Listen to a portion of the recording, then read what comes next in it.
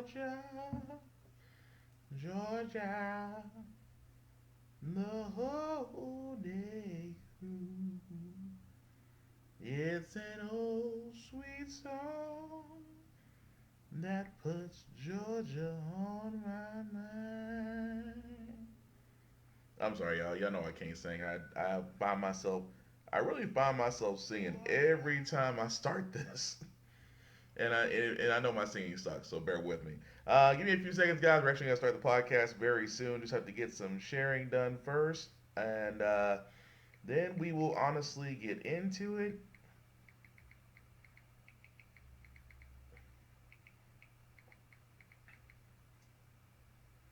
Georgia, Georgia, the whole day through.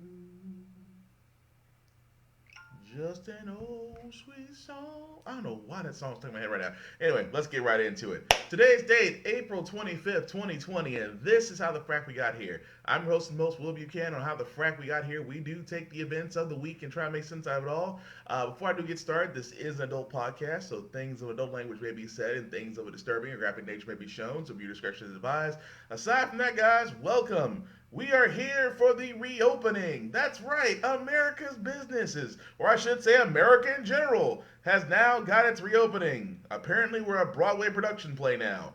And, well, let's be honest, there's some mixed feelings about reopening. And who else to start with the Peach State? Georgia. Begin with our clearest picture yet of Americans' feelings on this coronavirus crisis. In a new CBS News poll, an overwhelming majority, 70%, say that the top priority should be slowing the spread, not getting the economy going. And even more say they would not be comfortable with public activities right now if the stay-at-home restrictions were lifted. Listen to these numbers. 71% said they would not be comfortable with going to a bar or a restaurant. 85% would not be comfortable getting on an airplane. Anthony? Gail, most Americans are not happy with the country's response to the crisis so far. According to the poll, 57% say it's going badly. The poll also showed state and local officials are getting higher marks than the president, even as governors face some tough decisions. Mark Strassman is in Atlanta. Mark, with Georgia set to reopen partially tomorrow, what's the feeling there? Good morning, Anthony. Very divided here. The governor's decision here to reopen at least some businesses tomorrow in every state. The decision about when to reopen is up to the governor, and any decision is bound to be criticized by someone. But in Georgia's case, the Republican governor was second-guessed by the Republican president. I happen to disagree with him. President Trump minced no words about Georgia's plan to reopen part of its economy tomorrow. Would I do that? No. I'd keep him a little longer. I want to protect people's lives. But I'm going to let him make his decision. But I told him I totally disagree. But Governor Brian Kemp will push forward with his state's reopening. Some businesses have the green light if they obey social distancing policies. Although I know one has the need to leapfrog over things, don't do that. Do it in a measured way. Georgia fails to meet suggested federal guidelines for lifting restrictions, primarily a 14-day downward trajectory of new positive cases. Florida doesn't either, but some of their Gulf Coast beaches will also reopen as early as Friday. We will do this safely, responsibly, and based on the data in our state. Oklahoma also falls short of those suggested federal standards. But the state's governor announced businesses like hair salons and spas can open tomorrow. We need the facts on the ground to drive a lot of our decision making. Massachusetts has seen a worrying increase in COVID cases. Their businesses are staying closed. In Iowa, Tyson Foods suspended operations at a pork plant indefinitely. More than 180 COVID infections were linked to the facility. We need to get a handle on how many people are infected. We need to get more testing here. That's critically important. On Wednesday, Wisconsin also saw its largest daily jump in positive cases since the pandemic began. They're possibly tied to a cluster of infections at this Green Bay meatpacking plant. Nearly 150 people have got sick there. Until the medical community tells us it's safe, it's just reckless and irresponsible to go back to business as usual. Wisconsin COVID survivor Leah Bloomberg spent 9 days in a coma on a ventilator. She's still building back her strength and worries some states are reopening their economies prematurely. If you open up and somebody is asymptomatic, they don't know they're a carrier, and it'll just spread like wildfire. After President Trump's criticism, Georgia's Governor Kemp here defended himself by tweeting that his decision was guided by state public health officials. But other critics included Atlanta's mayor and hundreds of local business people who are drowning in debt. They all agreed it's too soon, too risky. Yes, it's too soon, too risky. And unfortunately, Georgia's not the only state. Unfortunately, whenever it comes to stupidity, my home state of Tennessee always seems to be in the front lines. As our governor has decided that yes, we can begin to reopen businesses. Here's the problem with this, because a lot of people are looking at the actual cases going down and thinking that it's safe. It is far beyond that. Anybody in the medical field will tell you this is a thing called second wave infections. The way second wave infections work is that when you introduce when you think you have a low enough amount of a certain disease that has went out, that is still transferable and still has a high transmission vector, and you're reintroducing it back out to the environment, the greater chances for infections can happen worse than the first time, which is what a lot of the medical field has been saying about pretty much second wave infections. We don't want a second round of the Spanish flu, because the Spanish flu was probably one of the most devastating diseases and abnormalities that have happened to us as far as a species goes. And this COVID-19 is trying to go for that first place route on this one. But the entire idea of reopening up right now is so crazy, so asinine. But you can only think that this is only being fueled by those who are losing money, because let's be honest, they don't want to actually pay workers to stay at home. They want to pay workers to work, which I can understand. But at the same time, no job is worth your health. No job isn't. I mean, it's just a thing of a matter. It's just a matter of the fact. And of course, with the fact they're not getting enough PPE equipment, and at the same time, some people are still not getting hazard pay, which that's a whole other subject. But again, the whole idea of reopening up as a way for us to restore America's economy right now, our economy is not the issue. The issue right now is controlling this virus and getting those numbers of infected cases down. Now, it's amazing they did actually mention the mayor from Georgia, because, again, she was against Governor Brian Kemp, even so much so that, well, somebody decided to basically send her a text message, which at this point, you can imagine that the reason why they had that blurred out, and forgive anybody that's about to hear this word, basically the unblurred message is pretty much telling her, nigger, shut up and reopen Atlanta. Yes, the mayor of Atlanta received that as a text message. And you can only imagine the simple fact, like I used to sit there and tell people, you always know exactly who is the racist ones in your state. When apparently, because trust me, if you can see the unaltered text is out there, they couldn't even spell nigger right. I'm like, damn, if you're going to be racially insulting, could you be grammatically correct? Well, at least then I know you had some sort of education. But yeah, I mean, it was just the whole thing where, and she had to explain to her child about this, because her youngest child actually saw this. And let's be honest, every black parent has to go through this and has to explain. Unfortunately, every black parent will have to explain racism to their child. It's one of those conversations that only we as a black people will have to have. No other race will have that discussion but us. And unfortunately, she had to explain that to her child. And again, this just shows you the simple fact of the matter is, yeah, there's still some folks out there that just hate us because, well, they're ignorant. To sum it up, besides being fucking idiots, they're ignorant. But anyway, another reason why this reopening the sequel is so bad is only because the healthcare profession, for those and friends of mine I know in there, are screaming this is a bad idea. And here's why.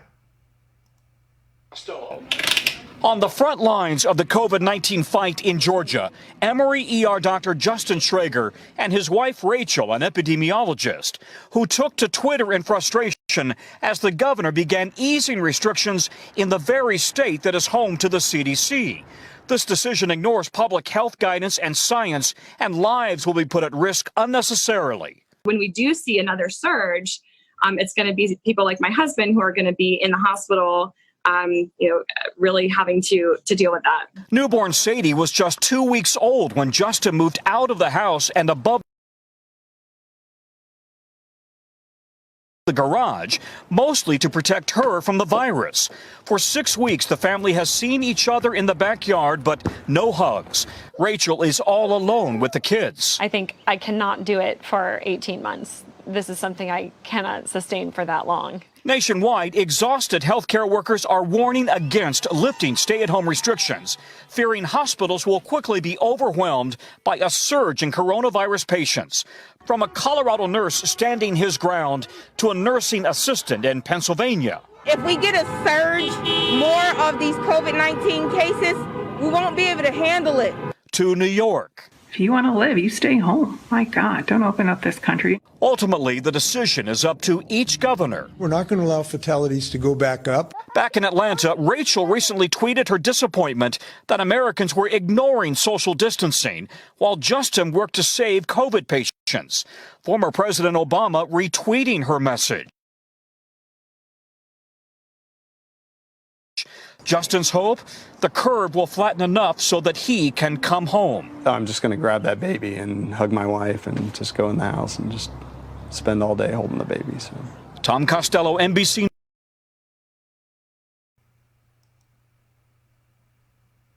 And that's straight from a healthcare professional's mouth. I mean, for the simple fact of the matter, it just comes down to one simple thing. Don't open. It's not a good idea right now. Nothing suggests reopening businesses would actually help the public. I know right now a lot of folks having cabin fever because apparently they can't go outside their own home and just enjoy the outside because they have to go other places. Ladies and gentlemen, I understand. Being cooped up sucks. It does. But you know what else is cool? Not being sick.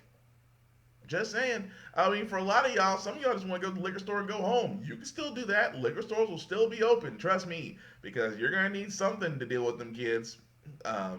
For all those that have kids. I mean, for me, it's just video games. But I that's neither here nor there. But yeah, it's just the whole idea of you see the fact that medical care professionals, and again, I keep saying this, and I'm not going to stop saying this. Shout out to all healthcare professionals. You doctors, nurses, aides, orderlies, people that are having to risk their lives to go in and work, as well as the essential workers, including I'm in that group, which is also the grocery workers, Amazon, UPS, DHL, United States Postal Service, pretty much anybody, and I'm trying not to not forget to name anybody, but all those that have to go out here, and especially truckers have to risk it too, that have to keep us going, because let's be honest, you guys right now are being pushed and prodded, and all I can say is thank you for still doing what you could. I said if I had Jeff Bezos' money, I would probably make sure y'all get paid. Honestly, if y'all got student loans, I'm surprised, not to get completely off subject here, but I'm surprised in the medical profession, you guys are not pushing to get your student loans wiped if you have them. Because this is the greatest reason, honestly, to not have student loans. You are literally risking your life to make sure others are fine. You guys should be pushing to have all your student loans wiped. Because if I was y'all, that's what I'd be doing. But that's all I'm saying. But speaking of jobs, though, let's see how our unemployment's doing under Trump. Tempers flaring across the country. I call again, and it's frustrating because I can't get answers. The number of unemployed Americans jumping by another 4.4 million in the last week as states struggle to keep up with claims. I've applied for unemployment, but it's taking a while, so just need the help. Since March, more than 26 million people have applied for benefits, but many states have processed only a fraction of their applications. The days keep going by, and I have responsibilities to take care of. In Florida, more than 90% of people seeking aid are still waiting for their first payment from the state. We don't want to hear any more excuses. We don't want to hear it. Angry and out of work, applicants are calling hundreds of times each day, desperate for some kind of financial help. We have no more patience. We have nothing more to give. We want our money now.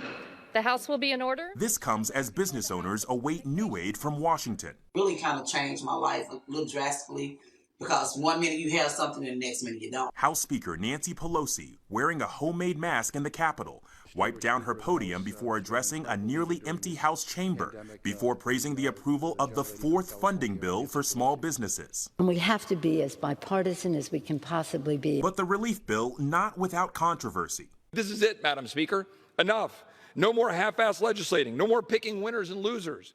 The Treasury is now banning publicly traded companies from applying for the loans, after some big-name chains received tens of millions of dollars from the first relief package. They're now giving back the money. We're the ones that keep this economy going, and we're the little companies that need help, not the big boys. Meanwhile, many state governments are running up massive debts. Senate Majority Leader Mitch McConnell has suggested that states in need of a bailout should consider filing for bankruptcy. Minority Leader Yes, Turtle Mitch, Moscow Mitch, is telling states who are racking up debt, maybe you should consider bankruptcy. The leader of the Senate, the number 3 most powerful guy in the United States government, is now telling other states, hey, if you're having an issue with your money, there's always bankruptcy. Keep in mind, his state of Kentucky is much like Mississippi, has racked up a raging amount of debt, and yet he is going to sit there and tell folks, well, hey, you can always, file bankruptcy. A state. And I can't help but sit there and say, remember when I sit there and said when Dorito became president, how he was going to run this country like a business? And everybody kept saying how successful Dorito was. And I keep on asking people, name one business Dorito actually has that didn't wind up in bankruptcy court. I tell people, I will give you $200 if you can give me a business that Dorito actually had and it didn't wind up in bankruptcy court. And didn't wind up in bankruptcy. Because every venture he's done, he's been bailed out by Saudis, so we really shouldn't be surprised by that. But again, with the whole thing of unemployment, I'm starting to think that some people, well, let's be real. Anybody else who's been through unemployment understands unemployment is by far the most aggravating, slow process, pretty much next to getting anything from the state. And a lot of people right now who are literally fighting the simple fact of the matter of just getting unemployment are stuck in that same loop. It's almost as if the light is being shined on the simple fact of the matter that what in the world are we paying state employees, state government for if our processes are running this fucking slow? And I feel for people who are fighting for unemployment because part of this stimulus program that Dorito put in means that, you get $600 on top of whatever else you're getting. And trust me, from a guy who used to draw unemployment is shit.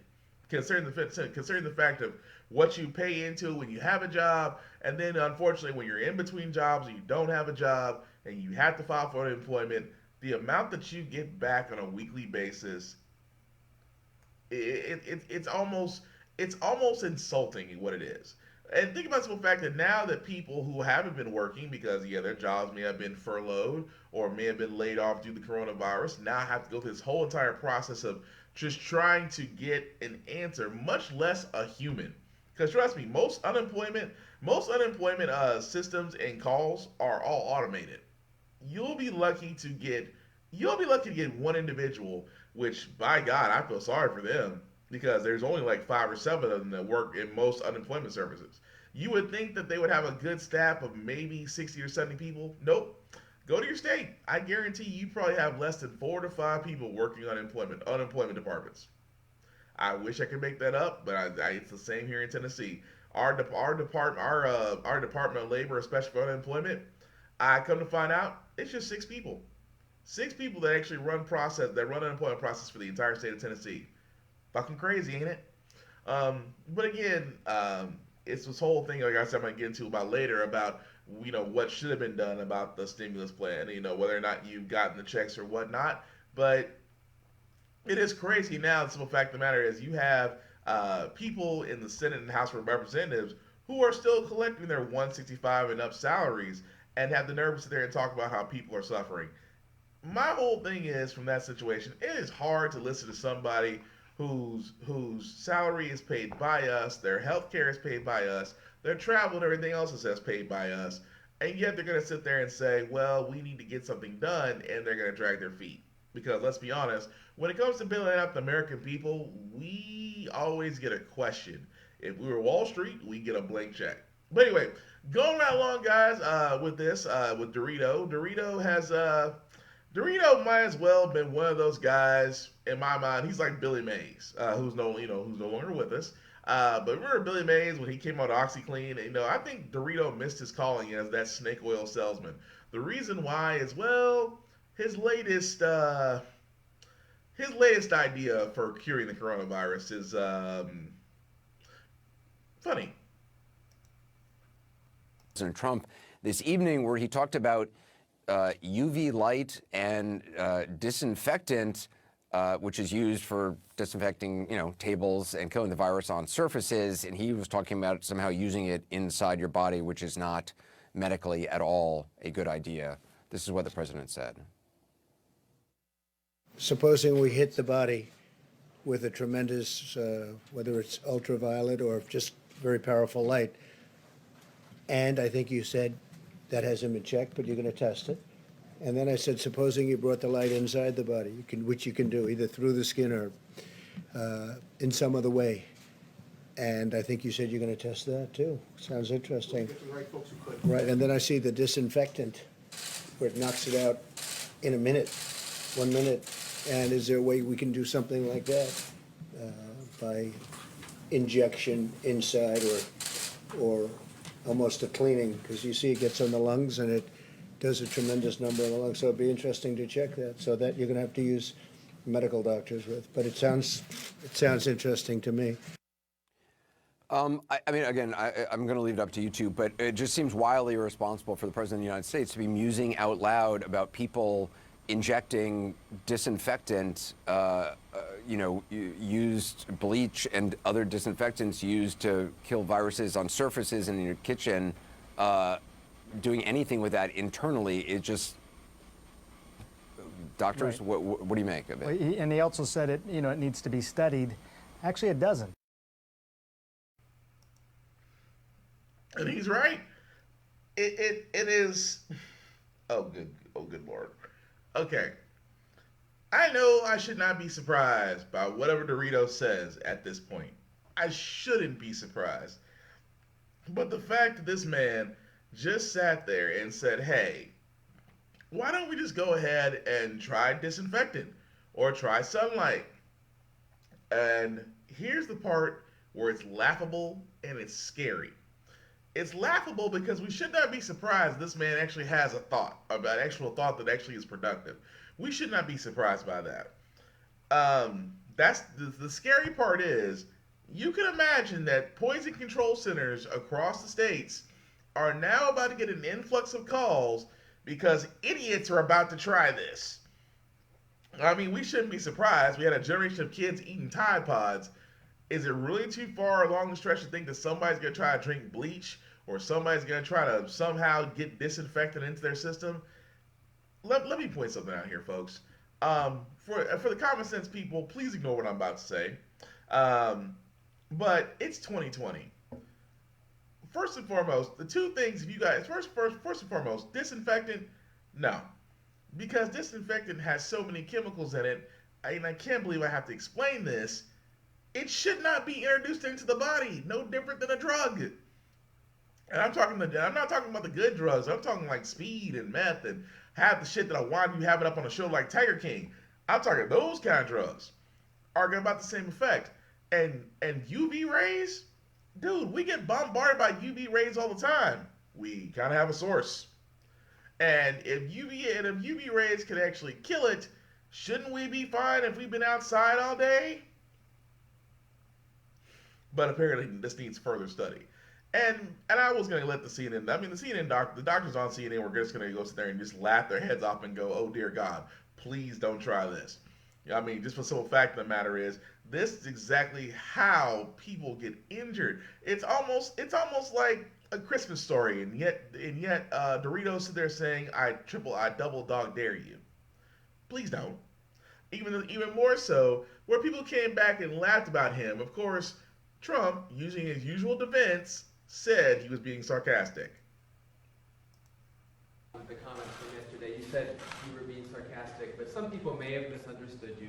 Do you want to just clarify? Well, I wish they wouldn't. I wish they would. Well, I think I did, but I wish they wouldn't. But I do think this. Yeah, I do think that disinfectant on the hands could have a very good effect. Now, Bill is going back to check that in the laboratory. You know, it's an amazing laboratory, by the way. It's amazing, the work they do.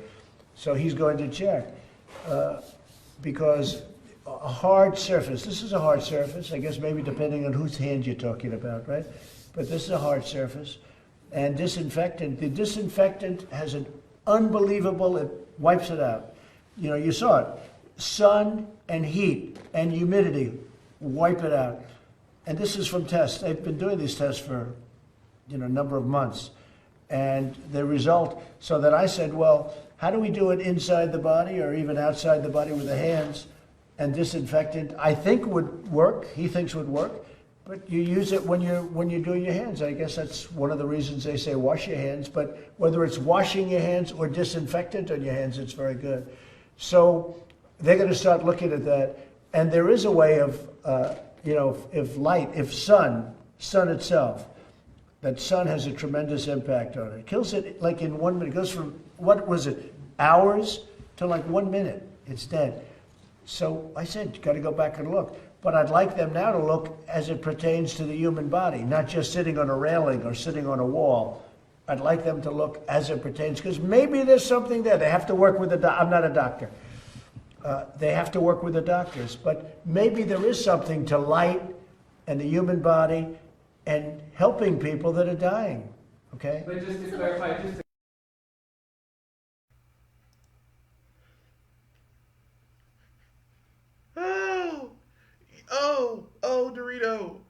Dorito. You had your moment. Your moment was right there where you could have just sat there and said, you know what? Maybe I was wrong. Maybe, the more I thought about it, it didn't really make any sense what I said. I really wasn't thinking. I'm really a fucking idiot. No, he doubled down. You know what? Only pathological liars will double down. Or people who believe that, if I deny and I deny and I deny, it will eventually go away. No, this fool doubled down. He says, well, if you spray disinfectant on your hands, that's known to kill the virus because, of the washing. Yeah, stupid, because we have to sit there and tell grown-ass people to still wash their hands, among other things. Take a shower. It's 2020. We're still telling people to take a shower. We're still telling people how to properly wash their hands. Yes, that's exactly how you get rid of shit. And at the same time, he said, well, the UV rays have been known to kill the virus. Yes, ultraviolet rays can almost kill anything. Hence why they tell you to put sunscreen on when you're actually swimming and things of that nature. Of course that stuff tells you. But again, that's why I'm so worried. And you probably see the memes on social media where, of course, I'm going to have me a Lysol cocktail, or I'm going to take this Fabuloso and make an IV out of it. For the idiots that are going to try this just for clout, please don't. We don't need y'all asses in hospitals taking up resources because your dumbass has followed another dumbass. And also for all those that still believe that the first thing he suggested, hydroxychloroquine, was a possible cure for the COVID-19 virus, well, it's not. Was saying earlier in this crisis, he was out there touting hydroxychloroquine as a possible treatment, saying, what have you got to lose? Here's some of the things he said about it.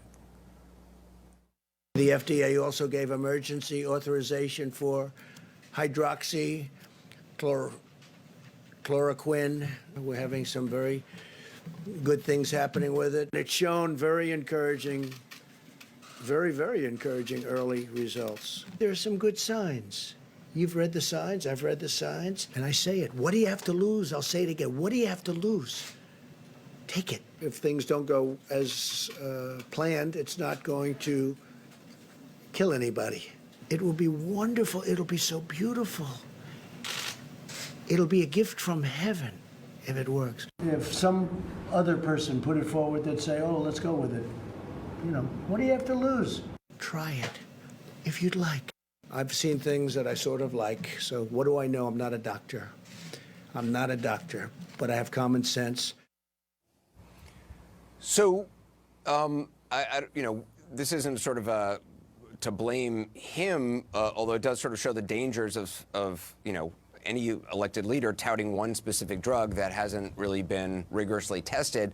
Talk about this new study, which unfortunately has had very negative results. Yeah, I mean, I think the one thing that we can all agree on, that it would be a gift to have an effective therapy right now. I mean, everybody on the planet certainly wants that, but the evidence has not been very good around hydroxychloroquine. These are early studies. I mean, and under any other circumstances, Anderson, we probably wouldn't even be reporting on these studies, but these are not normal circumstances. This was still a relatively small study, as you mentioned at the top of the show. It was not randomized, meaning people weren't randomly put into different groups. It's not peer-reviewed, meaning other scientists haven't independently looked at this data. But it came out of the VA, pretty good study. We can show you the data here. 368 patients, and they were sort of, some patients got hydroxychloroquine, some got a combination of hydroxychloroquine and azithromycin, and some got neither. The patients who got the combination therapy, about 22% of them unfortunately died. Patients who did not get that combination therapy, 11% of them died. If you just got the hydroxychloroquine, it was even worse. 27% died. But again, a small study here, and we need the larger data. There were some 10,000 doses, I believe, initially, Anderson, that went to New York. Those were supposed to be given as part of a clinical trial. I know that some of the data now has been sent over to the FDA for further review. We need to see that data, I mean, because that's really going to paint the story. But so far, this VA study, the studies out of Brazil, it's out of Sweden, and out of France, some of the more recent studies out of France have not shown this to be an effective medicine, and some of them have shown it to be, with significant side effects, even death, Anderson. Were the people who were picked to get the hydroxychloroquine in some way sicker than the people who were not? Well, that's the question. When you randomize, you want to, blindly randomize. So it was random. Have milder. This was not randomized. You would want a randomized trial to be able to do that. There have been studies that have looked at this as a prophylactic medication, meaning giving it to totally healthy people like healthcare workers, and seeing if they're less likely to get the infection. And then it's gone all the way to people who are critically ill on ventilators to see if it's likely to take them off the ventilator, make it easier for them to come off. So far, you've had some data going in both directions, but lately the larger studies, all small still, but the more recent studies, right, I should say, have not been very compelling. And that alone should tell you something. When the simple fact of the matter is just that, well, first and foremost, hydroxychloroquine doesn't work. It's actually used for malaria. And the simple fact of the matter is just that how it was touted, again by Dorito, it's so beautiful. It's like a gift from heaven. And anytime a dude starts talking like that, like a cult leader, don't drink the Kool-Aid. Don't eat the cookies. Matter of fact, drop the robe and leave the compound. Y'all all are about to take a trip that you did not intend to. But it is amazing to me, like I said, with the study being done, just to sit there and prove a point, which I am still amazed that it was done, that, again, proved that it was ineffective. That, unfortunately, at this time, there's nothing more that can combat this virus outside of social distancing, outside of making sure that, taking vitamin C and taking precautions and turmeric and things of that nature can help, but they're not cures. Unfortunately, we don't have a cure for this at this time, except for the simple fact of the matter of quarantining. Because the simple fact of the matter is when you have a guy like Dorito who is literally telling people, hey, this could work, or this could work, or this could work, only because he's being touted, and at the same time, companies that were linked to him that were mass producing hydroxychloroquine was actually taking large amounts and selling them off for a profit, which is another reason why he was kind of touting it so much. That's all I'm saying. But again, it is scary. Like I said, there are a lot of people out there that follow Trump in the same way a lot of people follow Jim Jones, Charles Manson. I mean, you can go down the list. I always wondered how these cult leaders always got people to follow them. Now, I don't even question anymore. But with that also being said, we also know Dorito can be very petty. How petty can he be? He fired literally the guy who was heading up the research on COVID-19. And here's why. Dr. Rick Bright saying in this scathing statement. Yeah, Jake, this is really something because yesterday we found out that he was abruptly leaving this position. He was in charge of basically the agency that's in charge of leading the production and the purchases of vaccines. So a really important agency at a time like this. It's not well known, but it is well funded and it's really powerful. And he had been there since 2016. So it raised a lot of eyebrows when all of a sudden yesterday it was announced that he was no longer going to be leading it, that his deputy was actually going to be taking over in an acting position. And instead, they said in this release that we got from the Health and Human Services Department that he was going to be moving to the National Institutes of Health. He was going to be working on this public-private partnership. They tried to downplay his departure, Jake, but now we are getting this statement from his attorneys where he is saying that he believes this was retaliation because he was not essentially giving in to exactly what the administration was thinking on responses to the coronavirus. He says, I believe this transfer was in response to my insistence that the government invest the billions of dollars allocated by Congress into safe and scientifically vetted solutions and not in drugs, vaccines, and other technologies that lack scientific merit. Jake, he says, unfortunately, his push for this resulted in clashes with the HHS political leadership. That seems to be the Health and Human Services Secretary, Alex Azar, who, of course, has played a leading role in this. And he says, including my criticism for the proactive efforts to invest early into vaccines and supplies critical to saving American lives. He says he also resisted efforts to fund potentially dangerous drugs that were promoted by those with political connections. That's a really loaded sentence there. But Jake, I also want to point out a few other things he says in this very lengthy statement where he basically says that some of the drugs that they were pushing had potentially serious risk associated with them, including increased mortality observed in some recent studies in patients who had coronavirus. He says he was sidelined in the middle of a pandemic, and placing politics and cronyism ahead of science puts lives at risk and stunts national efforts to safely and effectively address this public health crisis. Here's what's really newsworthy. He says at the end he's going to ask that the Inspector General of the Department of Health and Human Services investigate the manner in which this administration has politicized the work of BARDA, the agency he was leading. And then in his attorney's statement, they say at the end that they are going to ask the Office of the Special Counsel to look into his termination, seek a stay on it, and they are trying to get him to stay in his position as the director of this agency. That's what his attorneys are saying here at the end. So basically what he is saying, he's not resigning from the administration overall. He's trying to actually keep his job as the director of this agency. And Jake, there are going to be a... Okay. So a lot she just unloaded. So Dr. Rick Bright leads BARDA. For all those that don't know, it's the Biomedical Advanced Research and Development Authority. Basically, they're the ones that actually look into infectious diseases, pandemics, and things of that nature. They looked at the H1N1, the new strain of the flu. They looked into the Ebola virus. They've looked into swine flu and avian flu and other diseases that have popped up in the most recent years. Pretty much, they're the department that looks into it and gives recommendations to the president.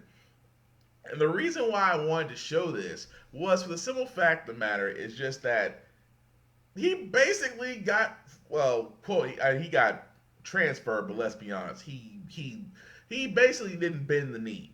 He sat there and said in so many words, we don't need to be doing this. We need to be doing this the proper way. We shouldn't be pushing snake oil and things of that nature. All he did was give his opinion, and unfortunately, King Dorito was like, he did not bend the knee. He must go. It's like Dorito looked at him the same way Kim Jong-il is looking at a Grim Reaper right now. he didn't agree with him. And because Dorito didn't want somebody in his as he says, his quote unquote administration, if you don't agree with me, you must go. And trust me, that's what he did. Now, granted, he didn't outright fire him, he just moved him to the National Institute of Health, which, again, is a nice way of basically sweeping him under the rug, because all the guy basically did was tell the truth. We need to be doing this the right way, and this is not the right way. And of course, Dorito can't handle being a loser, as he's always sat there and said. He believes his administration is full of smart people because he's a smart person. Right. But again, this just goes to show you how far Dorito will go in vanity. He will literally put his vanity over the health and safety of his own constituents just to make sure he's right. And also things that aren't right, I feel sorry for the people in Las Vegas, because this interview with this mayor, the Las Vegas mayor, who wants to reopen Las Vegas, I'll just play a little bit of the interview. Mayor, you say that you assume everyone has the virus and is just asymptomatic. You want casinos open, Vegas back in business. Is that a responsible call to make? That wasn't the call that I was really making. It was to get people back to work. We have so many in our hospitality crew. Probably we're 2.5 million people down here in Southern Nevada, and we have so many out of work because of the casino shutdowns. But you want the casinos open, yes? Well, that's a piece of it. I want the hotel rooms open. We have 155,000 hotel rooms, and most of our people who live here and are part of the population are hooked to those hotel rooms in some way or ancillary way. So you want like hotel rooms, casinos, the theaters open? I mean, you want Vegas back in business, no? I want our restaurants open. I want our small businesses open. I want our people back in employment. We have so many families that can't even afford to get the groceries for their family because they've been out of work for 6 weeks. But casinos, you want them open because obviously visitors are not going to come without casinos and shows and things. Well, no, they'll come because they love. We've got Major League Sports here, and we've got so many ancillary. I'd love everything open because I think we've had viruses for years that have been here.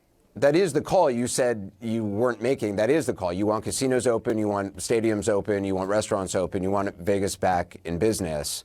And Anderson, you're being very specific, and I appreciate it because that's where you're seeing it. No, the reality is I want us open in the city of Las Vegas so our people can go back to work.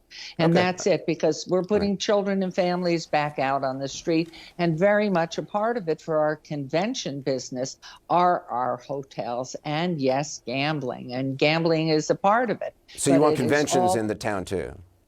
Absolutely. I want everything back. We've never closed down the United States. We've never closed down Nevada. We've never closed down Las Vegas because that's our job, an entertainment capital of the world where everything's clean. We would never have gotten to the point we are now as a center for entertainment and conventions and sports and everything else. And so positive without being clean.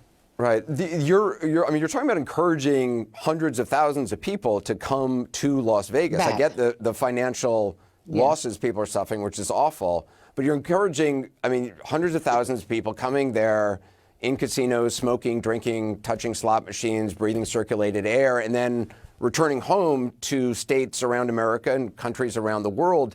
Doesn't that sound like a virus petri dish? How is that safe? What it sounds like? You're being an alarmist. I'm not. I've lived a long life. I grew up in the heart of Manhattan. I know what it's like to be with subways and on buses and crammed into elevators. I think you are by saying what you have just said. So you don't believe there should be any social distancing? You don't believe that this is Of course I believe there should be. Of course. How do you do that in a casino? That's up to them to figure out. I don't own a casino. I don't know anything about building Wait a minute. I'm sorry. You're the mayor of Las Vegas, and you want casinos to be open, even though you have no authority, thankfully, over casinos. But you say open them up, but you have no responsibility about how that would be done safely? No, you're blurring. No, you're blurring. You said it's not your job. I am not a private owner of a hotel. I wish I were. And I would have the cleanest hotel with 6 feet figured out for every human being who comes in there. If you can't figure out how to do this safely, why, as mayor of a city that you are responsible for the people's safety, are you calling for something that you have no plan for how it would be done safely? I am not a private owner. That's the competition in this country, the free enterprise, and to be able to make sure that what you offer the public meets the needs of the public. Right now, we're in a crisis health-wise, and so for a restaurant to be open or a small boutique to be open, they better figure it out. That's their job. That's So not let me the ask you- mayor's job. Okay, you said in another interview, you said, quote, let the businesses open. Competition will destroy that business if, in fact, they become evident they have a disease, they're closed down. Oh, yeah. It's that Oh, yeah. simple. Yes. Do you stand by that? Because it would take weeks, as I think you probably know, before anyone realized a place was a epicenter of viral infection. I mean, that it would take weeks for that would actually to show up. You're comfortable with that? You're a very good interviewer. I've watched you for years, and you're wonderful. And I'm not going down that road. I am sticking with what I'm asking for. Please, our governor. I'm focused on what state- you're saying, Madam Mayor, and what you're saying doesn't make sense. You're trying to get me to say something. No, that's your opinion of what you think I'm saying, and I am being very clear. Okay. I think our governor has a great and a difficult job but you're to saying do. competition. I want the you want city you want it to open. be like the free market. Everybody gets to go into these restaurants, and if it becomes a center for viral infection, that the markets will decide. Anderson, nope, we weren't. That's what you said. We weren't broken when we were closed down, and you yet stand all by of what us, you said. I think I had it. You said believe let we the need to be businesses open. Competition will destroy that business if, in fact, they get Yes. evidence they have a disease Yes. there. So that Yes. should happen. Just let the businesses open. If it becomes a vector for viral infection and those people go back to their states and around the world, so be it. It's a responsibility of each one of us as a human being and part of the civilized world to know when we're sick. We don't do bad things to people at all, ever. This is a city that's built itself because of the ingenuity and creativity and passion that people have here to work and to live the American dream. Right. And that's who we are. And we have proven we've been very successful. So all your questions are great, but I'm not offer my call. Please let us open the city of Las Vegas. Let us get back to business. One of the things that you've claimed.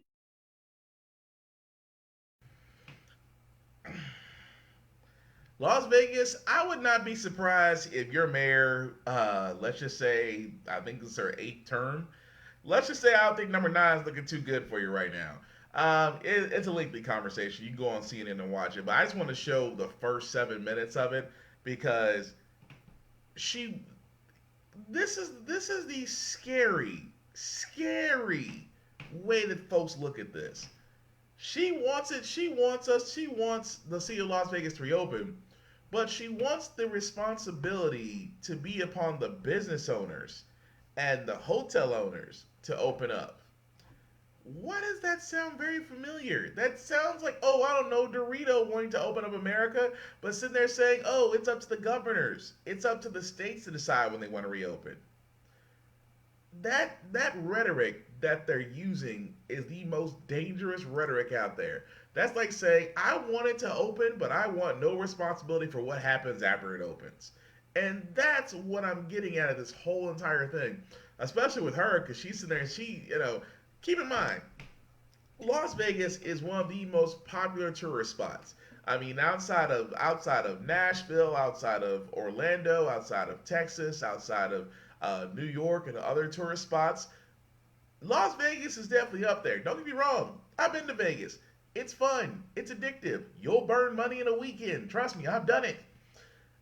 But it is scary that the same amount of people that travel to Las Vegas for vacations, marriages, bachelorette parties, whatever the reason, there are millions upon millions of people that come through that city over a year. Now, could you imagine this day and age of COVID-19 that you have those very same people coming through here and literally passing along the virus? that might as well be, forget patient zero. That's pretty much the epicenter of where it could happen. And that's a scary thought. And the whole idea of just the simple fact of the matter is like, well, that's not me. I'm just the mayor. Personally, I'm trying to figure out how the fuck you got elected. I'm trying to figure that out because it just amazes to me that everybody on this let's reopen tick has never actually acknowledged the fact of, hey, this could possibly be dangerous for us to move forward because we're still in the middle of this. You think because the numbers are going down we're defeating the virus. Well, no, we're still in the middle of it. This is still a 12-round fight, and just because you knocked coronavirus down 2 times does not mean the 3 knockdown rule is in effect. In other words, we need to be careful going forward because yes, numbers are going down, but it also means there's a greater chance for a second wave infection, which could have a lot more infected cases than the first go around. And again, with a mayor who literally sat there and wants to, thank you, Anderson Cooper. I love watching you, and I watch you all the time, and I think you're a very incredible reporter, but we're going to stick to the questions, and I still say that we need to open businesses, but we're going to let the business owners decide for themselves. If I'm a Las Vegas constituent, I'm running for office next year just to boot her out. That's just me. But again, it's crazy. But what else is crazy is literally the fact of Democrats. Now, for all those that have watched this show, I am not affiliated with Republicans because they stand for everything against us. Because I think that the current Republican Party right now is against black people. I can't really side with Democrats that well because Democrats won't do what is needed to be done, especially in the simple sense of actually putting forward plans themselves. And again, I find it interesting now that I have two stories that I have about this. Where one is where there's a plan right now that where House Democrats want to introduce a bill to pay Americans $2,000 a month until the economy recovers. This bill is actually called the Emergency Money for People Act. It was introduced by Tim Ryan and Ro Khanna. Basically, the payments would continue for at least 6 months. It would last until employment falls to pre-coronavirus levels, which I think the unemployment level was at 3.2 before we started acknowledging coronaviruses as a pandemic. The thing about this is, this should have been done from Jump Street. This is why I tell people about the simple fact of the stimulus payments. That one-time $1,200, I think it's $2,600 if it's a couple, $500 for every dependent that you got, is no different than the tax return you get at the end of the year, especially if you have a decent paying job. And let's not forget the fact of those that, if you owe child support, chances are you didn't get your check. If you made over $100,000 a year, you definitely don't get anything. So it just amazes me that as of right now, this should have been pushed forward. But again, one guy who is no longer a presidential candidate had already turned around and sat there and said this needs to happen. Bernie. This is the reason why I give Bernie Sanders credit, because he was the first one to sit there and say we need to do a moratorium, which is basically a hold. So mortgage lenders, leasing owners of apartments, things of that nature, utility bills would all get halted. Because let's be honest, if you can't work, you can't produce money. So a moratorium on all mortgage and utility bills would have been perfect for everybody to breathe a little easier. Because let's be honest, if you're in that situation where you can't work, you're wondering how you're going to pay rent. Rent don't stop. Utilities don't stop. I mean, you still got to eat. So again, aside from the fact of going through that unshaky ground that's known as unemployment, what else are you going to do to actually keep yourself alive? And this is the reason why crime rates are starting to kind of spike up in these areas where unemployment is definitely higher. That's pretty much a case science in crime studies. Crime occurs in high unemployment areas. At this point, every area is going to be a high unemployment area. So cops going to have some busy ass overtime. But again, with the whole idea of that Emergency Care Act, it should have been pushed forth by Democrats initially, and therefore should have been pushed upon Moscow. Mitch said, hey, we're not accepting $1,200. We need $2,000 a month. And it's kind of funny because everybody's like, well, we can't do that. Our neighbors upstate did. Canada. Justin Trudeau and his cabinet drafted, written, and approved and accelerated a bill that pays Canadians $2,000 a month until the COVID virus is over, and they got it done in less than 48 hours. It took us nearly 3 weeks to finally get a $1,200 payment out to people, and some folks still haven't received it. So again, we should not be surprised about who's running the show. We got some comments. Miss Tanya, hi Miss Tanya. She's not being realistic. She sounds like 45. Yeah, she really does. Alex, thanks for watching, dude. What'd you say? And the World Health Organization just announced today that there is no evidence that those that have been infected and recovered are protected from getting COVID-19 a second time. Very much true. That is also being said. That's the reason why we're talking about the second wave infections, especially in this case, because those who have recovered from COVID-19 does not mean that they are immune from it. And the thing about that's the reason why there's so much unknown about this virus right now. And that's what I'm trying to tell people. We're so used to the fact that, if you've had the virus, you recover, you have an immunity. That is not the case. There have been many times it's just like it's like basically getting the chicken pox twice. You can get it twice. You can get shingles twice. You can get measles twice. These diseases don't mean that you have an immunity. That just means the simple fact of the matter is there is a chance that you can catch the same disease again. That's just the way it goes. But thank you, Alex, for that. Also, another thing I wanted to point out was that Representative Ilhan Omar also, again, is doing another thing where she basically sat there and said she proposes cancellation of rent, mortgage payments through pandemic. Again, I'm a moratorium. And it amazes me now that this is why I say Democrats don't get it right. And this is the reason why it's hard for me to really stick with them, just because the simple fact of the matter is, if you guys had just sat there and said, hey, when this initially went down, we need to make sure that our constituents are taken care of, and we also need to make sure that our constituents don't have anything to worry about.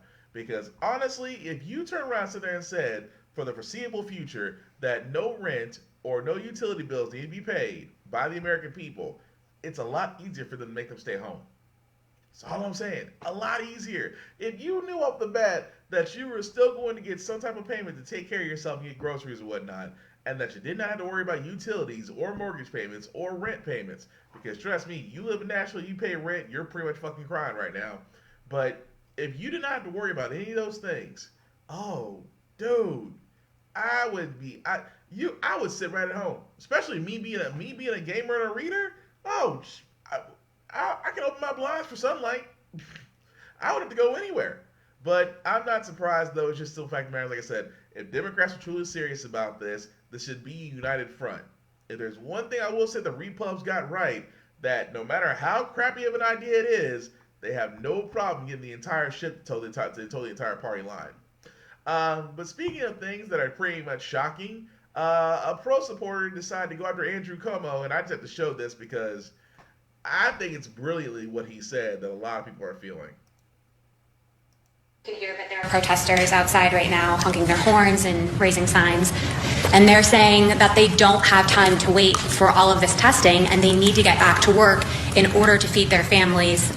Their savings is running out. They don't have another week. They're not getting answers. So their point is the cure can't be worse than the illness itself. Yeah. What is your response to that? The illness is death. What is worse than death? Well, what if somebody commits suicide because they can't pay their bills? Yeah, but the illness is maybe my death as opposed to your death. They said the cure is worse than the illness. The illness is death. How can the cure be worse than the illness if the illness is potential death? But what if the economy failing worse than death equals death because of mental illness? The people stuck at home. No, it doesn't. It doesn't equal death. Economic hardship, yes, very bad, not death. Emotional stress from being locked in a house, very bad, not death. Domestic violence on the increase, very bad, not death. And not death of someone else. It's not about me, it's about we. get your head around the we concept. So it's not all about you. And think about it as if it was your family that might get infected, right? And nothing comes before the public health risk of somebody else's life. And that's where we are. But they're also saying, if you can't afford to pay me unemployment or your system You is will not be set paid. up, You will be paid but unemployment they can't from the wait day. for they can't wait for the money. They're out of money. Yeah, we're talking about a couple of days lag on the unemployment insurance, and they will get the check from the date of unemployment. It does not cost them an extra penny. Now, they can say unemployment insurance isn't enough. I get it. Even with the $600 check and the $1,200 check and the unemployment insurance benefit is not enough. I understand the economic hardship. We all feel it. The question is, what do you do about it? And do you put public health at risk? And do you drive up the number of deaths for it? Because you have no idea how to reopen now. So they're saying that, is there a fundamental right to work if the government can't get me the money when I need it? Is there a fundamental right you want to to go to work? Go take a job as an essential worker. Do it tomorrow.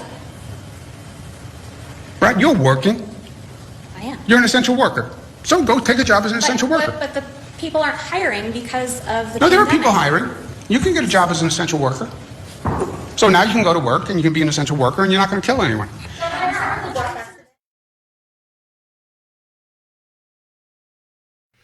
Now, it was an interesting take on where the Governor Cuomo went with that. He did go as far as that while giving that, where he sat there and said, "There's nothing worse than death." He says, "We can't reopen." He's like, "Well, we can't reopen because, well, this is going to cause death, and we are going to spread it if we keep this up." Now, of course, the supporter could have sat there and said, "Well, what about unemployment?" Because she could have harped on unemployment. She could have harped on, well, why is it taking so long? And she could have harped on, well, why aren't we, getting more benefits other than other than unemployment insurance? All those things she could have went for, but she went straight for, Americans need to work. No, Americans need the same type of relief that the banks got, the auto industry got, the banking industry got, and Wall Street got, and Big Pharma got. We need that kind of relief. The whole idea of just sitting there saying, well, and I give Governor Cuomo credit. He did for the better part of this sit there and say, well, if you really need to work, go take a job as an essential worker. And that's where I was like, ooh, dude, I understand where you're coming from on that, but I also understand that even though she's a pro-Trump supporter, she didn't really she could have harped on some things aside from just sitting there saying, well, we need to reopen, instead of just saying, well, what about holding off on utilities? What about, getting people more assistance and things of that nature? What about actually trying to do all these things to actually keep us that, since we're inside, that we need to stay inside? But again, I shouldn't expect that because you can obviously tell the way she was talking that she was definitely on the Trump train. But also, before you get to the good news, say one last story I do got to cover. The simple fact of the matter is, of course, the payment protection program, the program that was used to basically loan small businesses out of bankruptcy. The same program that basically gave Ruth Chris a nearly $500 billion company a $20 million loan. That Ruth Chris, that a very nice steak place that's at least $100 plus a plate that most of us probably won't be able to get into except on very special occasions, was just bailed out by that versus your mom and pop store down the street. Yeah, I'm talking about that paycheck program. But the simple fact of the matter is that they sat there and said on this article that I saw was that up to 90% of minority and women owners are shut out of the Paycheck Protection Program as feared by experts. And what they're pretty much saying is something that and I hate to say this, they're pretty much saying that's something we as black people already know.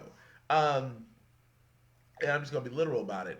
Us actually getting loans for our business plans and things like that through a bank, correct me if I'm wrong, but black people are it seems to be we are the hardest group out there to get a bank loan. Unless we have impeccable credit, and I said impeccable, You gotta emphasize the P when you say it. Impeccable. Black folks have to have impeccable credit. We have to have resources. We have to have those references. And on top of that, we have to have a business plan that is completely spit shine bright. And even then, the bank may not approve you for a loan. So you can only imagine that that in the study that I just showed, that they were looking at this and going, well, basically minorities and women owners will have a harder time getting a loan through this payment protection program than anything else. And I'm just sitting there saying, from the other side of things, um, we've been knowing that for years before this plan actually increased. Um, Anybody else there and tell you it is very, very, very difficult to get a loan from a bank when you're. It's the truth. And I guess, and like I said before, when I see this kind of stuff, I'm like, that's just their discrimination. It is. I mean, no other bank will sit there. Keep in mind, banks got bailed out regardless if they were owned by Timbuktu. They got bailed out, and of course, you would think because banks got bailed out, they would help us. Hell no. I can't tell you how many times I can tell you how many times someone said, "Well, why don't you just come up with a business plan?" Because I like to think of stuff, and they always said to me, "Well, why don't you come up with a business plan? Come up with a 5-year business plan, and then go to a bank, go apply for a loan, and chances are they might give it to you because people look at me and go, you know what, that's a really good idea. You should go do it." And I cannot tell you how many times I get dismayed when I'm like, nah, not through a bank. You'll probably get more. I hate to say this, black people are more successful crowdsourcing and crowdfunding than they would going to a bank. Only because a bank 9 times out of 10 is less likely to give a minority business owner a loan, um, more than our Caucasian counterparts. So again, with the reason why I point that out is just that the fact they had to sit there and take a study for this instead of asking why banks are doing this. Because let's be honest, banks for a lot of black people are just there for us to direct deposit our paychecks and eventually take our money out and then look at just sit there for us to use. Banks have been a tool of storage of money for us. They've never been areas of lending for us. So again, I shouldn't be surprised about the fact of the matter that a lot of minority owners who are small business owners are going to lose out on this because, well, banks are a little bit prejudiced. Correct me if I'm wrong. But aside from that, guys, we're gonna go ahead and get into our feel-good news stories because, like I usually do on How the Frack We Got Here, a lot of stuff we cover is usually kind of tragic, kind of bad, doom and gloom and all this stuff. But it's the weekend. We want to leave you out on a good note. We want to have you out here with a good feeling. And we've made it through April. April just really passed on by, especially when you've been sitting at home for all those. So I definitely feel you on that. So here's some feel good stories, which I like to say. I think that there's just something. When I read these stories, there is some good in the world. Especially with this story here, where a woman who was usually making prom dresses for Chicago students in need has actually switched to making a mask for people. And of course, if you've been seeing the do-it-yourself channels out there on YouTube, that you don't actually have to go out there and buy a mask. If you have some cloth, or if you have a shirt, or you have a little bit of string, they actually can show you how to actually make a mask. I've actually seen people make masks, and I think it's pretty cool. I myself don't wear a mask, but I understand the folks out there that want to do that. That's completely fine. But this woman out here in Chicago is literally now taking orders to make masks just like this. And she's actually, the funny part is, she's not charging. She has literally sat there and said some customers have offered to pay for the mask, and any money she actually receives goes to the annual scholarship fund for high school seniors, which again makes it more awesome to me that someone like her is actually taking the time to not only give her time to make sure that people have these face masks, especially this COVID-19 area, but not only that, but the money she's actually getting, she's actually putting towards scholarships for inner city Chicago students. Can't knock a woman for that. I do love and respect her for that. Almost the same way for this guy. African refugee gives out food vouchers to those hit by coronavirus. there is an African refugee, and forgive me if I mispronounce your name, Namat Azizi, is literally giving out hundreds of grocery vouchers worth $150 each from his all-state business. And the thing about that, we always talk about the fact that nobody's not trying to do anything, and here's this guy giving out, let's see, 100. I can only imagine in that case. Could you imagine in that case if you give out 150, a voucher by $150 each, you're giving out 100 of those things? I'm not even going to ask about the amount. But I do love the fact, like I said again, these are just individuals out there who are literally just sitting there saying, you know what? Let's go ahead and see what we can do for our community. And I've been saying that you cannot depend on the government for everything. If people did actually come together and really try to help each other, this is what we're capable of. Honestly, this kind of restores my faith in humanity a little bit. But love the fact of what this guy did that he really didn't have to do. In the same way, like you see a lot of the Muslim community, especially around Tennessee, that's actually helping out second food bank areas by providing food, by providing materials, sleeping bags, clothes. Pretty much, I almost want to go you name it. I almost want to say you name it. That would have been a perfect you name it reference. But the Muslim community, as much as the Amish communities around here, are actually helping, and that just goes to show you that regardless of where you come from, you still can contribute to society, and I still think that's great. And also, the last one I got, I'm kind of mad about this. I just found this out. One of my favorite role models in life, LeVar Burton, will now start reading stories live on Twitter. And apparently, he's been doing that for the last couple of weeks, and I fucking missed it. And I was like, for all those that don't know who LeVar Burton is, for all those that have raised in my generation or previously, I'm not talking about you Generation Z people, but pretty much Generation Y and back, because we're Generation Y, not millennials. Millennials are Generation Z. Generation Y is Generation Y. Please get it right. But anybody Generation Y and back probably remembers Reading Rainbow with LeVar Burton. Or you probably remember him on Star Trek, or probably remember him from Star Trek movies. But either way, the guy, I respect the guy. Got to actually meet him at a con too, which was actually pretty cool. But his whole thing is education, literature. He always wants to encourage reading, and honestly, I try to do the same thing with my nieces and nephews, as far as getting them to read, and kind of get away from social media a little bit and get rid of reading. Because let's be honest, reading actually does, and this is actually scientific, that if a child that reads more is more inclined to do better in schools, to be more constructive, more critical thinking. More apt to other ways of fundamental approaches. I mean, it's the same way in video games. I could go down the rack of what video games can do for a child, but reading is just as impactful. And LeVar Burton actually going on Twitter and reading stories. I don't care if he was reading Goodnight Moon. I will hop on Twitter and watch him as he reads. That's just how influential he is. So, if you're a fan of LeVar Burton like me and still hoping that he gets in the second season of Star Trek Picard, of course, go onto his Twitter and be able to see it from there. But that's all the good news segments I have here, guys, and I want to thank everybody that's been watching. That's really been our show. If you like what you saw, please let me know. If you didn't like what you saw, please let me know. Of course, you can see a thing above my head that is actually rotating. It's just my Cash App. All proceeds will go to making the show better, as far as better equipment, things of that nature, and of course with the captain behind me as well, because I started now putting up all my movie posters. I got like a crap load of Marvel and DC posters I need to put up. But again, it's the whole thing about this show is Josh trying to make things better. So before I go through my shameless promotions, again, I want to sit there and say thank you to everybody that's worked in hospitals, doctors, nurses, aides, orderlies, janitors, custodians, those who are truckers right now on the road. Definitely be safe.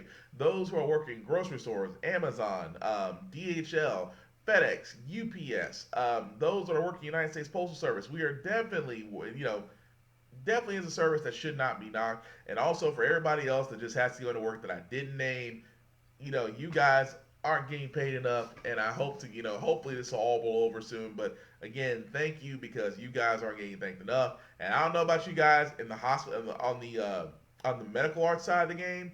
Y'all guys need to start screaming your student loans need to get wiped. That's all I'm saying. But Before I do get here, there are other shows I need to plug, and of course, I'm not the only guy that does have shows. I'll start with Vaughn, who is watching Big BZA Dot on Facebook, Big BZA Dot on YouTube, Big BZA Dot on the Twitch channel. Yes, he's made it to Twitch. Has a couple of podcasts of his own. The first one is called the BSTs or BZ Solo Takes, which is a news podcast. That news could be music, that news could be video games, news could be trailers, and trust me, he finds the weirdest ones. I don't know what his knack is about finding these trailers, but somehow he finds them.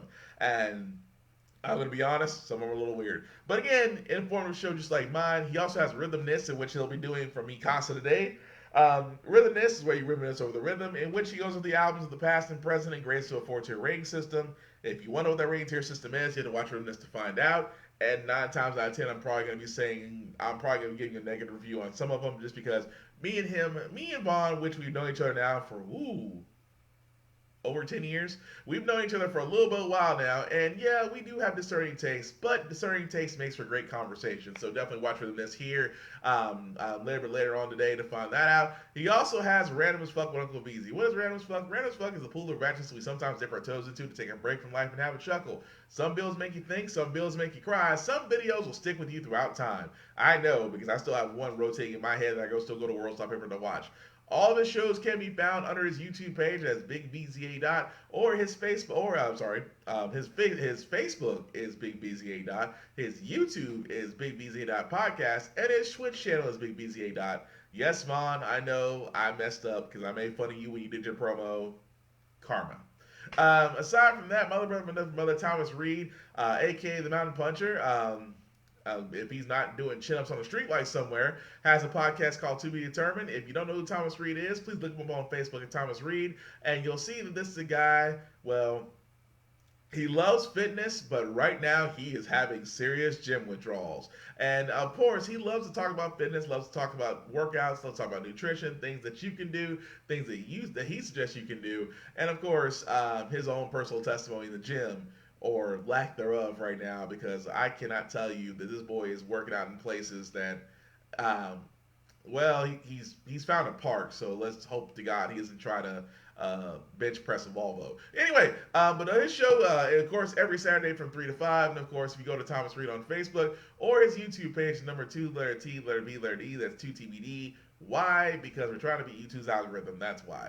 And of course, my other brother from the month, Trace Brown, King Eddie Wayne on Facebook, DJ King Eddie Wayne on YouTube, and DJ King Eddie Wayne on Twitch, has a couple podcasts of his own. The first one's called The Bump Down, which is music, culture, knowledge, and numbers, in which he goes over album sales, chart work, and pretty much calling out the next person on the come up. He called out Meg Thee Stallion, he called out Moneybagg Yo, he called out the Baby, Little Baby. Apparently Baby is a popular name in rap again. But pretty much I call him Negro Dominus because everybody he's called so far seems to be on the come up, and hence why, I give him the title. Aside from the Bump Down, he also has the Smoke with Truth podcast, in which I've said this about Trace for many, many years. This man has a very unique view on the world that I think if people are willing to look into it and talk about it, then he's willing to talk about it with you, because Trace always wants all the smoke. As far as for yours truly, I do have, of course, the How the Frack We Got Here podcast every Saturday from 10 a.m. to noon. Of course, a little bit later on tonight between 8-10 p.m. will be Off Let's Podcast, and which is the podcast that goes there. We are the community building podcast, because I truly believe in taking a subject, no matter how far gone, no matter how taboo, no matter, simple fact of the matter that you wouldn't even talk about it in your Sunday services, we're going to talk about it here, and we're trying to do it in a progressive manner to show that, yes, we are capable of having these types of discussions. Of course, on Sunday between 5 to 7 is my Get Bit podcast, is my Blurred and Nerd podcast, in which we go over things from anime, comic books, cartoons, video games, reading, books, even sports such as wrestling, because I wish I had that bit here, Vaughn, because a lot of us who still watch professional wrestling, it's still real to us, damn it. So again, that's going to be Sunday between 5 to 7. And of course, which I will start doing every Tuesday. Every Tuesday from 7 to 8 will be the Burned Out podcast. Now, what is Burned Out? For all those that don't know about me, I am an IT person, hence the name tech support has been given to me by Vaughn. I like to tell stories about my experiences with IT as far as helping people, and the reason why I don't do phone support anymore. Hence the go I call Burned Out. So if you'll give me that's a storytelling podcast that will start that will start every Tuesday from 5 to 7 here on this channel. So for all my shows, you can look me up on my Facebook at William Buchanan, which a lot of you guys are doing right now, or you can go to my Facebook pages, How the Frack We Got Here, Optimus Podcast, Get Bit, and very soon coming will be Burned Out as another page. And of course, also in the YouTube area, you can also find the shows there. So if you on YouTube, you look up How the Frack We Got Here, Optimus Podcast, Get Bit, that is GITBIT, and of course, the Burned Out YouTube page will be coming very soon. So, with all that being said, guys, I do again want to thank everybody for watching. And again, like I said before, if you like what you see, please let me know. If you didn't like what you see, please let me know. I am open to criticism in all ways because I'm trying to make this platform better for everybody to enjoy. Because for most news cycles want to give you an opinion. I want to be different than that. I want to be able to present all the facts to you and allow you to make up your own mind. And then you go from there. Because that's the whole point about staying informed. Staying informed means that you're not taking everything at face value. You are literally going in and finding out the information for yourself and then going back and showing someone else what you found in hopes of inspiring them to do the same. An informed community can make a lot of better decisions than an uninformed one because an uninformed one got us Dorito, and that's how the Frack We Got Here. So again, guys, thank you so much for watching. I certainly appreciate it. Please again, we are still fighting this COVID-19. Please stay safe. Go out only if you need to. If you are sick, please stay at home. If you are coughing, please wear a mask. Pretty much, we all can beat this if we keep sticking to what we're doing right now and resist the temptation to start too early, because that's how we stay safe. Again, guys, try again. Have a safe, wonderful weekend. Trust me, there's plenty of stuff on Netflix and Hulu you can watch. And if you don't believe me, if you never watched before, watch Tiger King. You'll thank me later. I'm out, guys. Peace.